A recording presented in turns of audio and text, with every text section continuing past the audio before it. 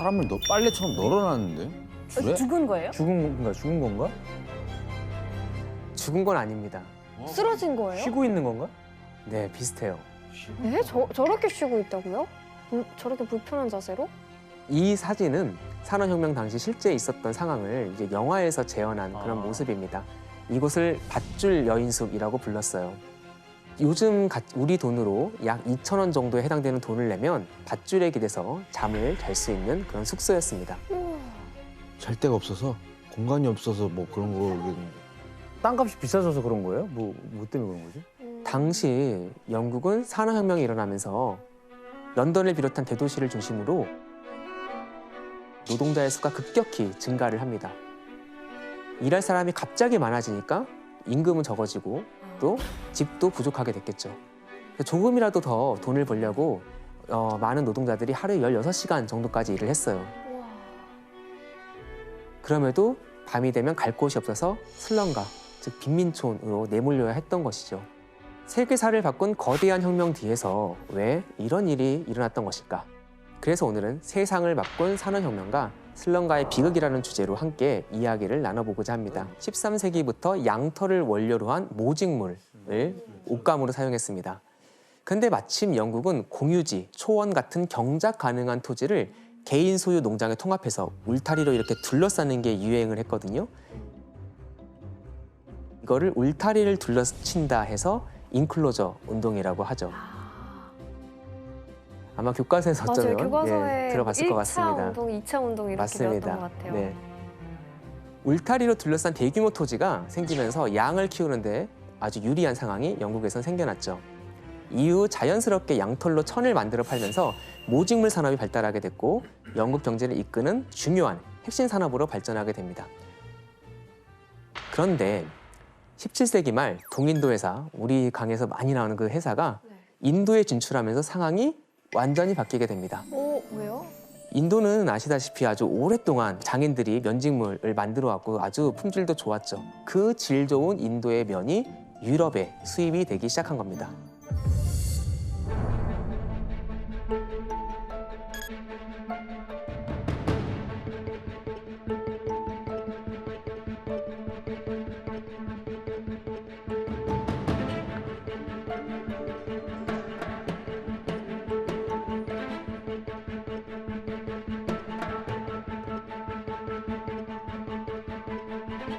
인도 면은 모직물보다 가볍고 부드럽고 세탁하기도 편리했습니다. 무엇보다 서민들이 구매하기에 부담이 없을 정도로 가격도 저렴했죠. 인도는 약간 날씨가 온난하고 건조해서 면화 재배하기 너무 좋은 날씨거든요. 그래서 면을 너무 재배했고 이제 나온 면화를 영국도 그렇고 미국 이쪽에 수출을 많이 했어요. 여기 귀족이나 왕제 그런 집안에서 옷을 많이 사가기 때문에 면직물 시장에서 인도가 1위였다고 그리고 인도의 대부분 돈이 거의 다 이제 면직물을 통해서 많이 들어왔다고. 당연히 인도산 면 제품에 대한 수요는 급증했고 영국이 자랑하던 모직물을 찾는 사람의 수도 줄어들었습니다. 경제적으로 큰 위협을 느낀 영국의 양모 생산업자들이 더 이상 두고 볼 수만 없었겠죠. 그래서 인도산 면제품 수입하지 말고 사지도 못하게 해달라고 의회에 계속해서 청원서를 제출하고 압력을 행사합니다. 1721년에 영국 의회는 대부분의 면 수입을 금지했습니다. 하지만 이미 사람들은 면의 매력에 빠져버렸고 1736년 면직물의 생산, 유통, 소비의 자유를 허용하는 맨체스터 법을 통과시키며 면직물에 대한 제한을 없애기에 이릅니다. 바로 이때부터 이제 모직물이 아니라 면을 수출해야 돈을 벌 수 있다고 판단하게 된 거죠. 면 생산의 필요를 느낀 이때부터 이제 기술 혁신이 차례차례 일어나게 됩니다. 19세기 영국의 생산력은 이전 어느 시대보다 더 발전하게 됐고요. 그 덕분에 경제대국의 반열에 오르게 되었죠. 그 산업혁명을 주도한 나라다 보니까 돈을 많이 벌었을 것 같은데 영국이 그 당시에 얼마나 잘 살았어요? 네, 영국이 당시 어느 정도로 경제가 발전했는지 그래프를 한번 통해 보도록 하겠습니다. 산업혁명이 일어나기 전까지 1인당 소득의 추세를 나타낸 그래프인데요. 인류의 시작부터 비교적 일정하게 그 소득이 오르락내리락 했죠. 거의 변화가 없는데요? 그런데 어때요? 기하급수적으로 올라갔네요. 기하급수라는 말을 쓰는 게 여기 딱 맞는 것 같죠. 와, 저게 그 주식 이런 거면 진짜 기분 째지겠네. 아, 네, 정말 되게 와닿는 그런 비유였어요. 이때부터 기술 혁신으로 생활 수준이 지속적으로 향상되기 시작했죠. 다른 나라와 비교해보면 더 정확한데 한번 그래프를 보도록 하겠습니다. 1700년경을 봐도요. 영국이 무역 활동을 활발하게 해서 가장 잘 살았던 네덜란드의 한 66% 정도 수준밖에 안 됐고 이탈리아와 벨기에와 비슷한 수준이었습니다. 그리고 산업혁명이 어느 정도 진행된 다음인 1820년엔 이탈리아와 벨기에, 프랑스는 30에서 50% 정도의 격차로 앞서게 됩니다. 1870년에 이르면 드디어 네덜란드도 15% 차이로 누르고 유럽에서 가장 1인당 GDP가 높은 나라가 되었습니다. 자, 이처럼 영국은 산업혁명을 통해 귀족과 산업자본가 그리고 큰 틀에서 노동자의 삶도 이전보단 나아졌습니다. 하지만 산업혁명의 열매를 누리지 못하는 노동자들도 많았죠. 그들의 삶은 여전히 어려웠습니다.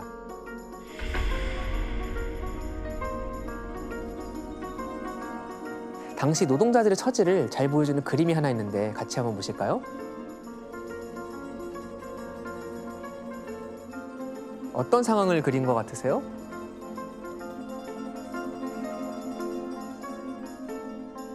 해석을 하면 그 위에 또 타이틀이 다 따로 있는데 바느질하는 여자, 75세 노동자, 신발 제작자, 스웨터 만드는 남자라고 이렇게 적혀 있어요. 그다음에 1850년 미스터 펀치의 산업 전시회 표본, 1851년에 개선 예정이라고 적혀 있어요. 이 그림은 1850년에 영국의 주간지 펀치에 나온 풍자입니다. 당시 만국 박람회 직전이잖아요. 1850년이면 이는 1851년 런던에는 정말 산업 사회가 도래했음을 온 천하에 알리는 만국 박람회가 열릴 예정이고 그것을 준비하고 있었지만 그 뒷골목에는 많은 노동자가 거친 환경에서 힘든 노동에 시달리고 있다는 것을 라고 표본을 담아서 보여준다는 내용을 담고 있습니다. 특히 도시로 갑자기 너무 많은 사람이 몰리니까 노동자들이 특정 지역에 밀집돼서 살아가는 현상이 벌어지는데요. 아, 거기가 거기 아니야? 아까 처음 사진 잘 데도 없는데. 네, 그렇죠. 여러분이 짐작한 그곳입니다. 바로 이것이 우리의 두 번째 여행지입니다. 어딘지 같이 한번 떠나볼까요?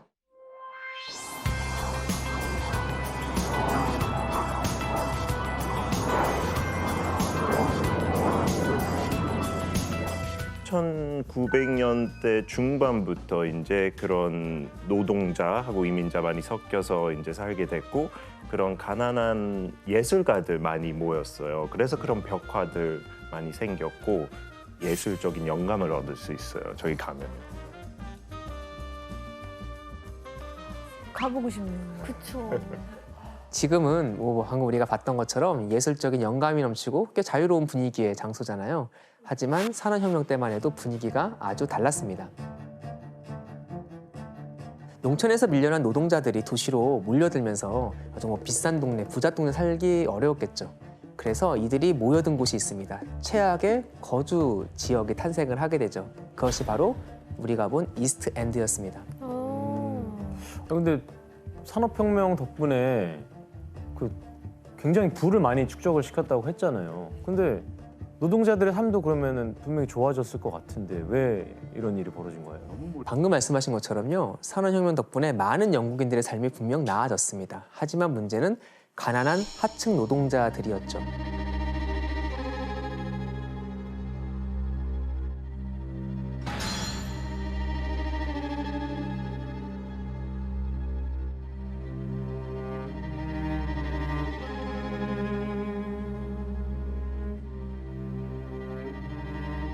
특정 기술이 있는 노동자들은 숙련 노동자라고 하는데 상대적으로 괜찮게 살았습니다. 여가도 즐길 수 있었고요. 하지만 단순 노동밖에 못하는 사람들 있잖아요. 또 갑자기 농촌에 쫓겨나 도시로 몰려든 그런 사람들에게 산업혁명의 풍요는 사실 남의 일이었죠. 그 성을 얻게 된 사람도 있는데 그렇게 어두운 부분도 있네요. 그렇죠. 산업혁명의 그 성과가 고루 나눠지진 않았다는 걸 알 수 있죠.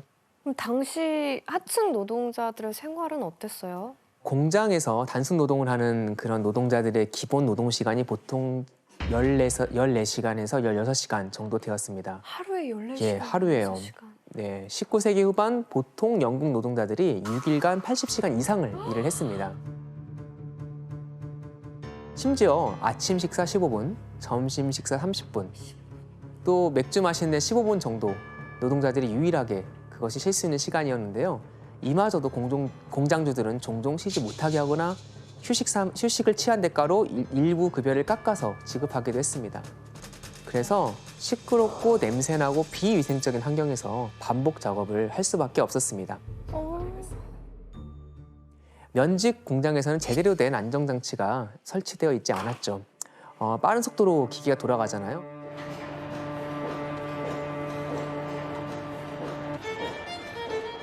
여기 손이 끼거나 또 여성 노동자들은 머리카락이 끼거나 또 옷자락이 말려들거나 해서 뭐 다치거나 평생 불구가 되기도 했고 또 면 가루가 많이 나요. 이것 때문에 기관지에 또 안 좋고. 맞습니다. 폐질환 달고 사는 사람도 아주 많았습니다. 목숨을 잃는 경우도 꽤 많이 있었습니다. 아, 노동자들의 삶이 더욱 비참했던 건 일을 못하는 상황이 되면 보상도 받지 못하고 하루아침에 쫓겨나고 그 자리는 다른 노동자로 대체되곤 했던 것이죠. 사람이 이제 기계 부품 같은 존재로 소모되기 시작했다라는 것을 우리가 볼 수 있습니다. 아니 저렇게 힘들게 노동을 했잖아요. 그럼 임금은 좀 제대로 줬을까요? 줘야지. 원래 저렇게 몸으로 뛰는 걸 더 쳐줘야 되는데. 그래야 되죠. 그러나 안타깝게도 당시는 그러지 못했습니다.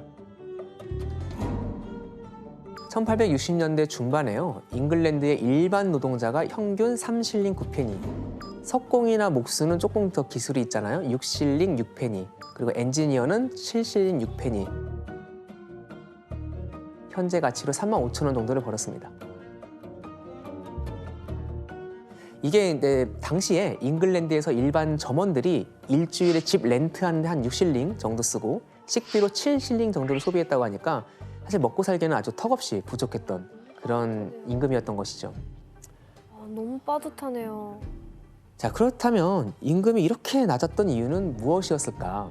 대체 가능했고 스킬 필요 없었으니까. 맞아요. 18세기 말 이후 영국 인구가 지속적으로 증가를 합니다. 그리고 노동력이 아주 많아졌죠. 그리고 먹고 살기 힘들어서 도시에 노동자들이 대거 모여든 상황이니까 도시에서는 임금이 낮아도 일할 사람은 넘쳐나고 있었습니다. 그래서 자본가들은 원하는 만큼 임금을 낮추고 그만큼 이익을 챙길 수가 있었습니다. 노동자들의 삶이 지금 너무 열악하다 못해 정말 최악의 상황인데 이거를 뭐 좀 바꾸려는 노력은 없었어요? 네, 노동 착취나 주거 환경을 개선해야겠다는 관념이 아직은 약했죠. 그런 시대였던 만큼 문제를 자각하는 데는 시간이 좀 필요했습니다. 그런데 영국 사람들을 자각시키는 사건이 하나 발생합니다.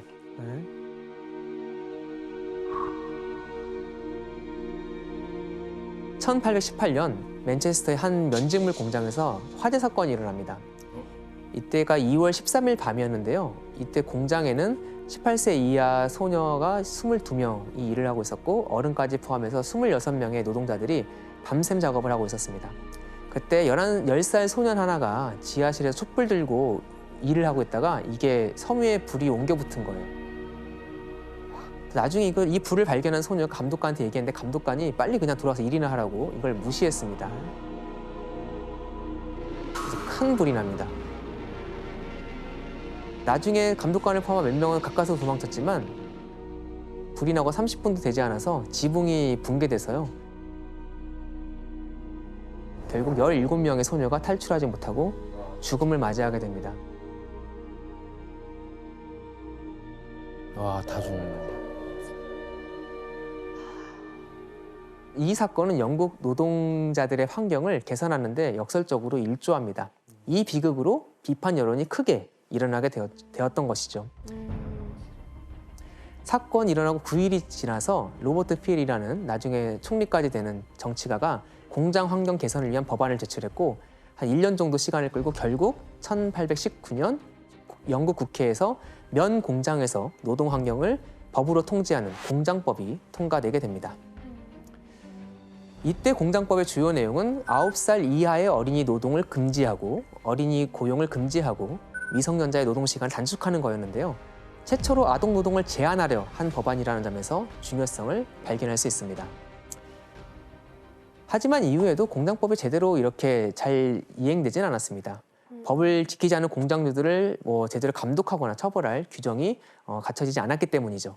그래서 1833년에 공장법이 새롭게 제정이 되었습니다. 그 핵심 내용은 첫 번째, 18세 미만 미성년자의 야간 작업 금지, 그리고 하루 12시간 이상 노동 금지. 두 번째, 9살 미만 아동 고용 금지. 세 번째, 13세 미만 어린이의 하루 9시간 이상 노동 금지.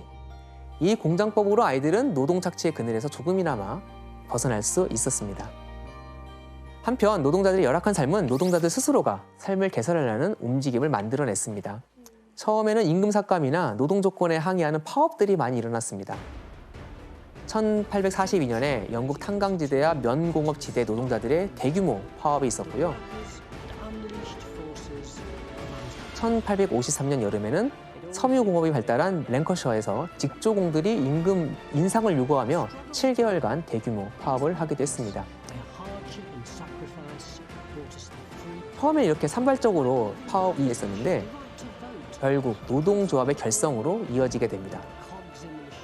시간이 흐르면서 저임금, 장시간 노동, 산업재해 같은 문제에 단체로 대응할 수 있는 기구의 성격을 가지게 됩니다. 이 과정에서 노동 계급이 성장하고 우리 노동자구나 하는 의식이 생기게 된 점은 역사적으로 중요한 의미를 갖고 있습니다. 특히 19세기 후반에는 유럽 여러 나라에서 노동자들에게 선거권이 확대되면서 서유럽 곳곳에서 노동자 정당이 만들어지게 되고요. 영국도 1900년에 지금 이제 집권도 하기도 하죠. 노동당이 창설이 되었습니다. 아, 노동당이 그때 생긴 거였네요. 네. 이런 정당들은 노동 환경과 슬럼과의 생활 환경을 개선하려 노력했죠. 하지만 노동자들의 환경이 실제로 좋아지기까지는 이후로도 오랜 시간이 더 흘러야 했습니다.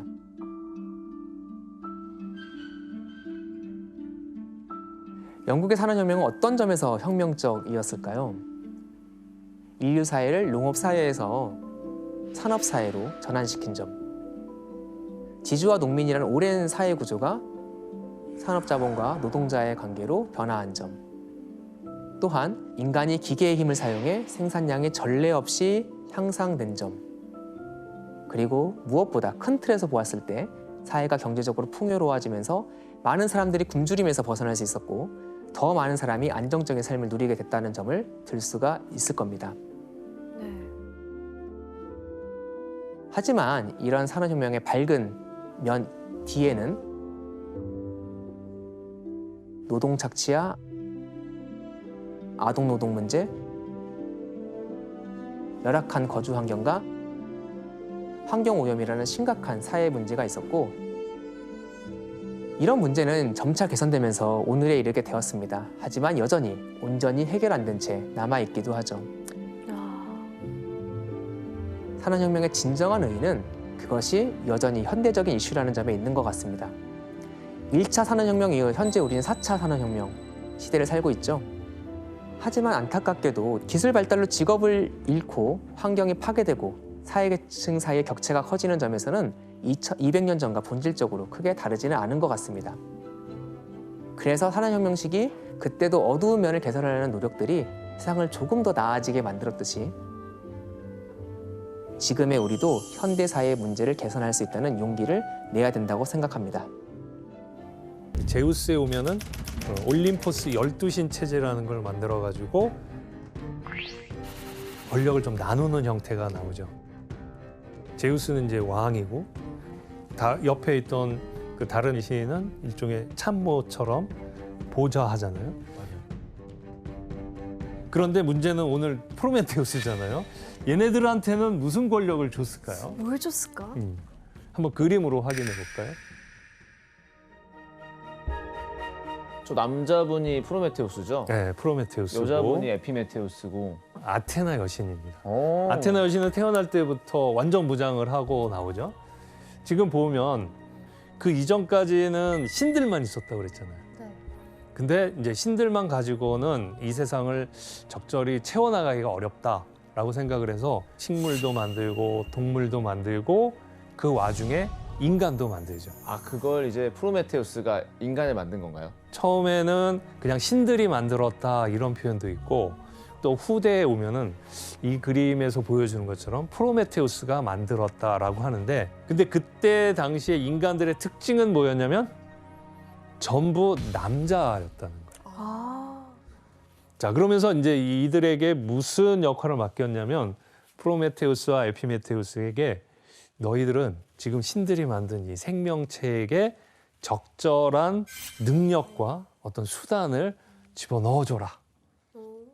그래서 이제 에피메테우스와 프로메테우스가 서로 역할 분담을 했어요. 어떻게 했냐면 에피메테우스가 퍽 나서면서 형, 내가 이렇게 일단 막 집어넣을 테니까 나중에 와서 검사 좀 해줘. 에피메테우스가 막 만드는 거죠. 그 새들한테는 날개를 주면서 날아다닐 수 있게 하고 뭐 맹수들한테는 발톱과 이빨을 주고 뭐 이런 식으로 거북이한테는 딱딱한 등껍질을 주고 적절히 나눠준 거예요. 그리고 인간이 남아있는 거예요. 아무것도 없구나, 근데. 네, 줄 게 아무것도 없는 거예요. 아니 에피메테우스는 진짜 이름처럼 생각 없이 일을 했네요. 네, 그러고 열정이 보니까 넘치고. 일단 프로메테우스는 큰일 난 거예요. 자기에게 맡겨진 임무를 지금 실패한 셈이니까 나중에 제우스가 얘는 왜 이렇게 약해? 얘한테 왜 아무것도 안 줬어? 그러면 할 말이 없는 거잖아요. 그러면서 생각한 게 이 땅에는 이제 남은 게 없으니까 신들이 갖고 있는 거를 가져다가 줘야겠다. 헤파이스토스의 불을 훔쳐왔대요. 그리고 아테나 여신한테 가갖고 지혜를 이렇게 몰래 가져왔대요. 와. 그래서 요 두 개를 가지고 아, 나는 여자를 만들어 준 줄 알았죠. 불 같은 사랑을 하라. 아니. 처음에 남자가 만들었다 그래서. 프로메테우스는 그렇게 생각하지 않고 불과 그 지혜를 가져다 줬다라고 하죠. 그런데 문제가 하나 있었어요. 이때만 해도 불은 신들의 것이라서 제우스는 특별히 인간에게 불을 주려고 하는 그 프로메테우스를 의심하기 시작했던 거예요. 오? 왜 그랬을까? 프로메테우스를 딱 보니까 자기가 권력을 잡는데 상당히 큰 도움을 줬잖아요. 네. 그러니까 고마운 존재이기도 하지만 또 다르게 생각하면 두려운 위협이 존재인 될 거예요. 수도 가장 나를 있으니까. 많이 하는구나. 게다가 프로메테우스에게는 두 가지가 걱정이 되는 거예요. 하나는 사촌이라는 거. 그래도 좀 거리가 있는 거잖아요. 그렇죠. 그러니까 이 혈통으로도 못 믿겠고 두 번째는 얘가 너무 똑똑한 거예요. 그리고 강하고. 그러니까 만약 얘가 권력에 욕심을 부린다면 나를 충분히 제압하고 나를 밀어내겠구나. 얘를 어떻게 해서든지 제거해야겠다. 그렇죠. 이런 토사구팽의 생각을 하게 된 거죠. 그러기 위해서 어떻게 해서 벌을 주거나 뭔가 추방을 시켜야 되는데 명분이 있어야 되잖아요. 그런데 이제 이것 때문에 프로메테우스는 위기를 자초한다 이렇게 볼 수 있습니다. 프로메테우스는 인간을 위해 제우스를 속이려고 했던 거죠. 인간들이 황소를 한 마리 잡아가지고 제우스나 그 신들에게 바치는 재물 중에 좋은 것을 인간에게 주자 이런 마음을 가진 거예요. 그래갖고 프로메테우스는 한쪽에는 정말 맛있는 고기 부분 이런 것들을 놓고 그 위에다가 아주 볼품없게 보이도록 소의 가죽으로 덮어놓은 거예요. 그리고 한쪽에는 이렇게 발라놓은 뼈, 사실 먹을 게 없잖아요. 뼈에다가 마블링 잘 되어 있는 그런 것들을 이렇게 덮어놓은 거예요. 지방 덩어리들. 네. 그래서 딱 보면 보기에는 이게 맛있어 보이게. 위장수를 썼구나. 네. 제우스가 이 둘 중에 하나를 고르면 그건 신들의 몫이 되고 남은 건 인간의 몫이 되게끔 하겠습니다. 이렇게 그 제안을 한 거죠. 제우스 딱 보고 어떤 걸 선택했을까요? 더 맛있어 보이는 걸 했겠죠? 그죠. 그렇죠. 당연히 마블링. 나 이거 하고 이걸 그 선택을 했어요. 프로메테우스는 속으로 회심의 미소를 지었겠죠. 아니 근데 제우스를 상대로 사기를 쳤다고요? 그렇죠. 그런데 이제 이게 정말 속아 넘어간 걸까요? 아니면 제우스가 뭘 알고 있었던 걸까요? 뭐 알고 있었지 않았어요? 알고 제가 봤을 땐 있었을 그런 일거수일투족을 분명히 알았을 거고 어디 한번 지켜보자 해서 명분을 만들지 않았을까요?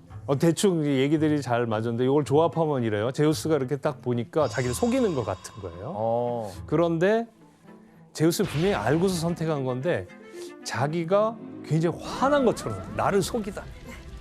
이러면서 다시 회수해. 이거 못 써, 니네들.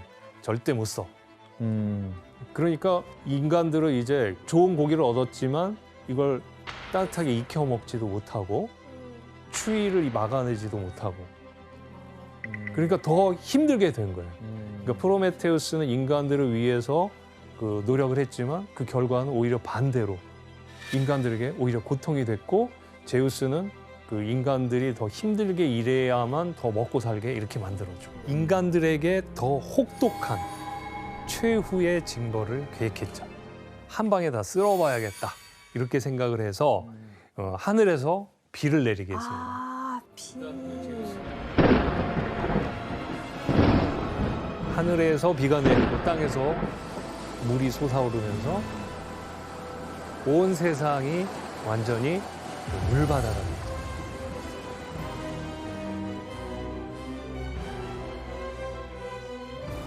제우스가 천둥과 번개와 구름의 신이잖아요. 그러니까 하늘에서 구름을 만들고 비가 오게 하고 지금 포세이돈이나 강의 신이나 샘물의 신들에게도 너희들도 물을 뿜어내라. 세상 저런 나쁜 놈이 다 있지? 아니 이렇게 하면 동물들도 다 죽지 않나요? 그렇죠. 동물도 죽고 심지어 새들도 물에 젖어가지고 날개짓을 제대로 못해서 빠져 죽었다. 뭐 이런 얘기도 있습니다. 아니 제우스 독수리 타고 있네. 탈 게 없어가지고. 교수님 이거 약간 노아의 방주 이야기랑 비슷하네요. 그렇죠. 예, 신이 인간들을 징벌한다. 그 죄악 때문에. 그렇다면 노아의 이야기랑 비슷하다고 그러면 역시 이 이야기에도 살아남은 사람이 있겠죠. 네. 누구냐면 프로메테우스의 아들 데우칼리온이라는 남자와 에피메테우스의 딸. 그러니까 에피메테우스와 판도라의 딸이겠죠. 휘르라라고 하는 두 사람만 살아남았는데 자 어떻게 살아남았는지 보이시나요? 배 위에서 살아남았다고. 그렇죠.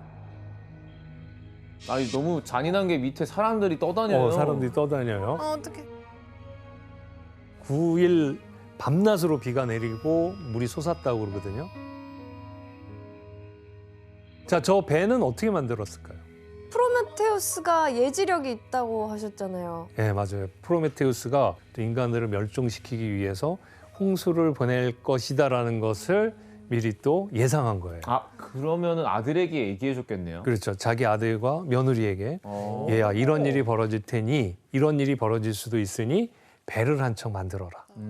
그리고 비가 내리거든 그 속에 들어가서 견디거라. 그리고서 보니까 세상에 자기 둘만 남은 거예요.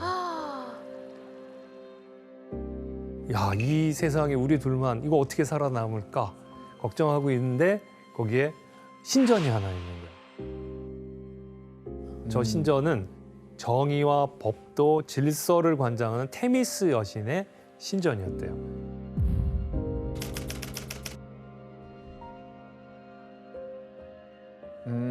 그래서 이 두 사람은 그 신전에 들어가서 기도를 했대요.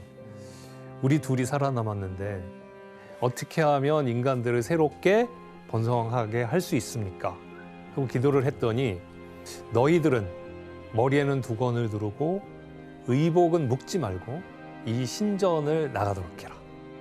그리고 너의 어머니의 뼈를 등 뒤로 던져라. 이렇게 말을 했대요. 혹시 무슨 뜻인지 아시겠습니까? 어머니의 뼈를 등 뒤로 던져. 저는 어머니의 뼈라고 했을 때 어머니를 돼지라고 그 해석을 한 건데 가이아 여신이 돼지의 여신이니까 그로부터 세상의 모든 만물이 나왔다고 생각해서 어머니란 가이아 여신을 뜻한다. 그리고 가이아 여신은 바로 이 땅이니까 뼈는 이 땅에 묻혀 있는 딱딱한 것을 말한다면 이것이 돌일 것이다. 그래서 돌을 집어서 던졌답니다. 데우칼리온도 던지고 피루라도 던지고. 어떤 일이 일어났을까요? 진짜 막 사람이 만들어졌어요? 그림 한번 설마. 보실까요? 돌을 던지는 순간 그 돌이 꿈틀꿈틀꿈틀하면서 사람으로 변신한 거예요. 뭐야, 그러네. 사람이 막 생겨나네. 사람이 생겼다고? 그러니까 그 신탁을 정말 영리하게 잘 해석을 한 거네요. 그렇죠. 근데 저 네. 뒤에 계신 분은 돌에 맞을 것 같아서 무서워하시는 것 같은데요? 으아 이렇게 하시는 것 같은데? 근데 흥미로운 건 데우칼리온이 던진 돌은 남자가 되고 아. 피루라가 던진 돌은 여자가 됐답니다. 오, 신기하다. 이렇게 해서 인간을 멸종시키려고 했던 제우스의 뜻은 꺾이고 새롭게 새로운 인생이 인간들이 태어나요. 이제 정확하게 말하면 프로메테우스 신화가 아테네에 변화를 줬다라고 말할 수도 있고 아테네의 변화가 프로메테우스 신화를 새롭게 해석한 측면이 있다. 이렇게 얘기할 수 있는데 이러기 위해서는 당시 아테네가 어떤 역사적 상황 속에 있었는지 좀 알아볼 필요가 있습니다. 프로메테우스가 널리 알려지게 된 게 기원전 한 8세기에서 7세기라고 얘기들을 하거든요. 그리스 문명이 암흑기에 있다가 새롭게 도약하는 기간이었어요. 그런데 그런 침체기에서 벗어나면서 그리스가 재정비되는데 바로 폴리스라는 걸 만들게 됩니다. 도시국가? 네, 도시국가를 만들면서 정치적 혼란을 수습하고 경제적으로 이렇게 부강해지게 되죠. 그중에 주목할 만한 도시가 바로 아테네였습니다. 근데 아테네는 모든 권력이 왕에게 독점돼서 그 사람이 독재를 할 수 있는 왕정이라고 얘기할 수 있죠. 그렇게 해서 나라가 점점점 커지면 어떤 일이 벌어지냐면 혼자서 이걸 다 다스리기가 어려운 상황이 돼요. 네. 그래서 그 당시에 가장 똑똑한 사람들이 같이 모여서 정치를 하는 거죠. 실제로 아테네에서는 그 9명의 고위 관리들이 아르콘이라는 이름을 가지고 입법, 행정, 사법을 거의 다 주관했었습니다. 그게 일종의 엘리트라고 하는 귀족 정치라고 할 수 있어요.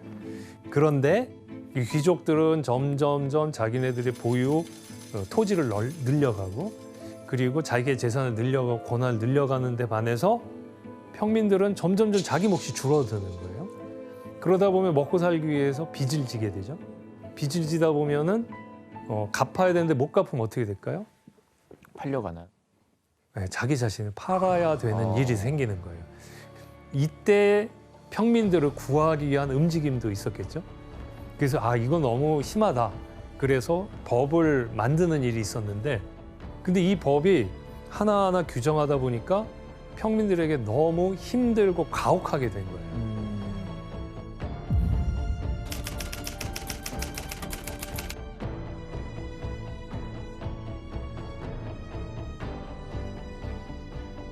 너무 엄격한 법을 만들었어요. 예를 들어 어떤 야채 뭐 아니면 과일 훔쳐가면 그냥 죽어요. 장발장이었네요. 빵만 훔쳐가도 그렇죠. 벌 받고 막. 살 한 털 훔쳐가면 팔 잘라버려요. 사람 목숨이 밥 한 톨밖에도 안 된다. 그렇게 이거네요? 생각하시면 돼요. 그 정도 무서운 엄격한 가혹한 법이었습니다. 그 정도면은 나라에서 피 냄새가 진동하겠는데요. 그러다 보니까 이제 평민들이 살기가 너무 힘들어지잖아요. 네. 여러분들은 어떻게 하겠어요? 봉기 일으키죠, 도망가요. 봉기. 망명합니다. 봉기, 도망가요. 망명, 네. 도망가죠. 실제로 많은 분들이 다른 지역으로 가서 다른 지역에 살았어요. 그리고 그렇게 나가다 보니까 평민들에게 활로가 열린 거예요. 여기서는 힘들지만 나가서 장사를 하다 보니까 돈이 생기는 거예요. 그러면서 점점 평민들 중에서도 돈을 버는 사람들이 나온 거예요. 상인. 네, 상인들이 나온 네. 거죠. 돈이 있으니까 어깨에 힘이 들어가고 발언권이 생기는 거예요. 언제든지 이 귀족들의 대상으로 봉기할 수 있는 그런 정치적인 조건이 만들어진 거죠. 이때 아테네 시민들에게 그 새로운 시대가 열리게 된 결정적인 일이 벌어지는데 그 기원전 6세기였어요. 바로 참주라는 사람이 등장을 해요.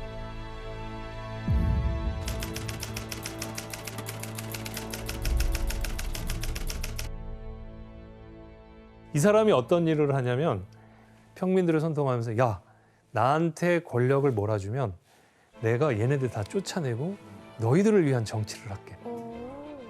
대신 민중들, 평민들을 위한 정치를 하는 거예요.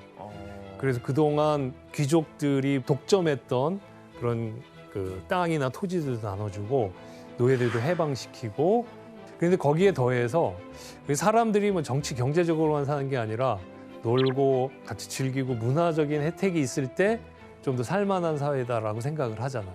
네. 평민들이 가장 좋아하는, 서민들이 가장 좋아하는 축제가 뭔가를 이렇게 살펴봤어요. 그게 뭐였냐면 바로 디오니소스 축제였어요.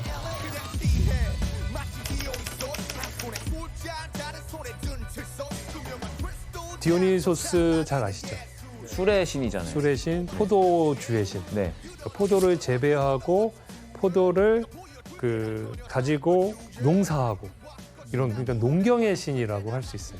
디오니소스 신에게 농사를 시작하기 전에 우리를 풍요롭게 해주십시오. 금년에도 우리의 농사가 잘 돼서 풍년이 되게 해주십시오. 이런 그 농촌의 축제였어요. 어떻게 근데- 보면 약간 추석 같은. 그죠, 추석 강강술래 또는 이렇게 뭐- 부르면서 네. 이렇게 그러니까 그게 동네마다 조그만 농촌에서 이렇게 벌어지던 건데 아테네 한복판 아고라에 모여서 크게 한번 놀아보자. 그래가지고 도시 디오니소스 축제라는 이름을 붙여가지고 그 축제를 만든 거예요. 한테리 씨도 이 축제에 대해서 잘 알고 있다고 하더라고요. 네. 고대 로마에도 네. 이 영향을 받아서 디오니소스 이름을 로마식으로 바꿔서 마쿠스라는 잔치를 만들었었어요. 그래서 나중에는 동상들도 많이 만들었었는데 이탈리아 가면 바티칸 박물관 있는 마쿠스의 그 모습이랑 그 미켈란젤로 만들었던 그 마쿠스의 그 모습이 되게 달라요. 그런데 디오니소스 제전은 이 제전을 마련했던 참주의 뜻과는 전혀 다른 방향으로 흘러갔습니다.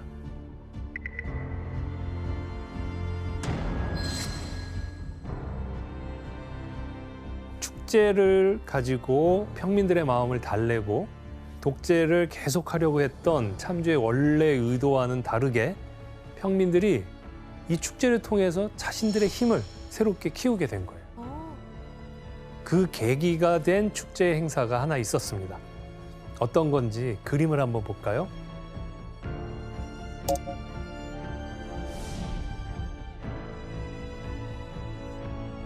아크로폴리스 그 경사진데다가 객석을 만들고 상설, 극장을 만든 거예요.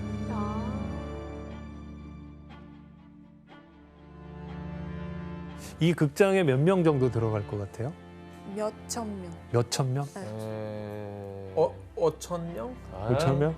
이 극장 저쪽에 그 위쪽까지 객석이 있었을 때 최대한 많이 들어가면 18,000명까지 들어갔대요. 보통 12,000명. 기원전에 10,000명 이상의 돔이네요, 극장이. 돔. 어떻게 보면은 그리스인들의 발명품이라고도 볼 수 있죠.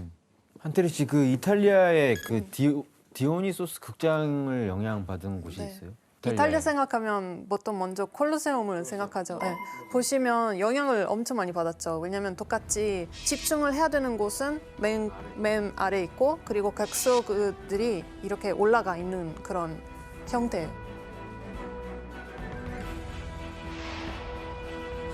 구조가 진짜 비슷하네요. 네. 근데 저게 민주주의 그거라면서. 네, 맞아요. 이렇게 대규모의 사람들이 모일 수 있다는 게 아까 지원 씨가 질문한 것처럼 점점 민중들의 힘이 커지면서 공연을 같이 즐길 수 있는 구조를 생각하다 보니까 저렇게 만들어질 수밖에 없었고, 그리고 이제 이벤트로 비극경연대, 희극경연대를 여니까 작가들이 거기 나가서 인간의 본성에 대해서 또는 사회의 본질에 대해서 좋은 지도자는 어떤 지도자고 악한 지도자는 어떤 건지 이런 걸 무대에 막 올린 거예요. 요즘 그 스탠딩 쇼 같은 거네요. 그렇다고 볼 수도 있죠. 아까 제가 이제 프로메테우스와 제우스의 싸움 얘기를 많이 해드렸잖아요. 네. 바로 이 극장에서 공연된 비극 작품의 일부였어요. 어떤 건지 그림을 한번 볼까요? 지금 독수리가 프로메테우스의 간을 쪼아먹고 있는 모습이죠. 진짜 얄밉게 좀 네. 프로메테우스의 눈빛을 한번 보세요. 비장합니다. 비장하죠. 네. 결의에 가득 차 있어요. 네. 지금 이 아픔 이런 것들은 관심의 대상이에요. 쳐다도 안 보고 있어요. 네. 뭘 노려보고 있을까? 하늘. 제우스. 하늘, 제우스. 나는 굽히지 않는다. 내가 사랑하는 인간을 괴롭히는 제우스. 내가 제우스에게 굴복하지 않는다. 그럼 아테네 시민들은 저 연극을 보면서 네. 아, 우리도 뭔가 더 큰 권력에 저항해야겠다 이런 생각을 하게 되겠네요. 그렇죠. 제우스에 저항하면서 프로메테우스가 내뱉는 대사 하나하나가 아테네인들의 가슴을 웅장하게 만들었어요. 우와. 프로메테우스의 대사가 있는데 그 아까 그걸 상상해 보세요. 그 극장에 그 무대 위에 프로메테우스가 묶여 있어요. 굳건한 의지로 네. 묶여 있는. 그리고 아테네 시민들이 쫙 펼쳐져 있어요. 한번 정혁 씨가 저는 오늘 이거 하러 온 것 같아요. 잠시만요. 막중한 임무예요. 네. 그리고 지금 이 굉장히 중요한. 지금 일단은 그리고 옆에서는 지금 간을 지금 쪼이고 있거든요. 네, 이미 지금 독수리신 건가요? 네, 독수리. 네, 제가 쪼고 있는 상태에서 비장한 각오로 이거를 읊어주시기 바랍니다. 이미 교수님이 얘기를 딱 해줘가지고 감정이입됐어요? 그대들 신출내기들은 통치한 지가 얼마 안 되거늘 벌써 고통도 모르고 성체에서 사는 건가? 나는 그곳에서 폭군이 둘이나 떨어지는 것을 보았네. 지금 통치하고 있는 세 번째 폭군도 수치스럽게 금세 떨어지는 것을 보게 되겠지. 자네는 내가 겁먹고 새로운 신들 앞에 굽실댈 줄 알았나? 굽실댈 줄 알았나? 오늘은 평소보다 더 쪼는구만. 와우. 지금 이제 아주 의미심장한 말이 몇 번 나왔죠. 두 번의 권력자가 추락한 걸 봤다. 네. 이게 그 신화 속에서는 우라노스, 크로노스의 아버지. 몰락이거든요. 그렇죠. 아버지와 할아버지. 그리고 이제 제우스가 지금 폭군으로서 정치를 하고 있는 거죠. 이 그 그리스 역사, 정치 역사로 보면은 참주는 민중들을 위해서 정치를 했다고 하지만 독재적인 권한을 가지고서 통치를 했거든요. 그러니까 평민들을 위하기도 하지만 점점 타락하는 경우도 있고 잘못 판단하는 경우도 있었던 거예요. 이런 이야기들이 저 대사 하나하나에 이제 다 녹아들어 있다는 거죠. 이제 민중들이 자각을 한 거예요. 이런 여러 그 축제를 통해서 연대 의식도 느끼고 거기서 비극 작품도 놓고 그러면서 야, 우리가 권력의 주체가 아닌가? 이런 생각을 하면서 왕정과 귀족정은 참주를 통해서 이제 제거가 됐잖아요. 저 참주만 제거하면 우리들 세상이 되는 거 아니냐? 이런 자각을 한 거예요. 실제로 그래가지고 아테네 민중들이 클레이스테네스라는 사람과 함께 힘을 합해가지고 참주를 몰아냅니다. 그리고 민중이 권력의 주체가 되는 민주정이 시작된 겁니다. 프로메테우스의 이미지가 달라진 거죠. 그러니까 단순한 사기꾼이나 또는 도둑놈이 아니라 절대 권력, 그 기득권의 세력에 저항하면서 인간을 구하기 위한 그런 프로메테우스의 모습이 부각된 거예요. 그러면서 그 민중을 위해서, 평민을 위해서 싸우는 민주투사의 이미지를 볼 수 있는 거죠. 즉 프로메테우스의 자손으로부터 새로운 시대가 열리고 새로운 세계가 열린 것처럼 이 아테네도 새로운 세계를 향해 간다. 이런 이미지도 이제 생기게 된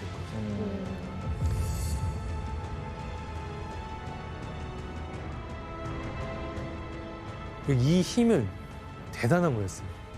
그래서 실제로 그 508년에 민주정이 처음 생기고 페르시아가 쳐들어온 게 그때가 언제냐면 기원전 490년, 480년 이때였거든요.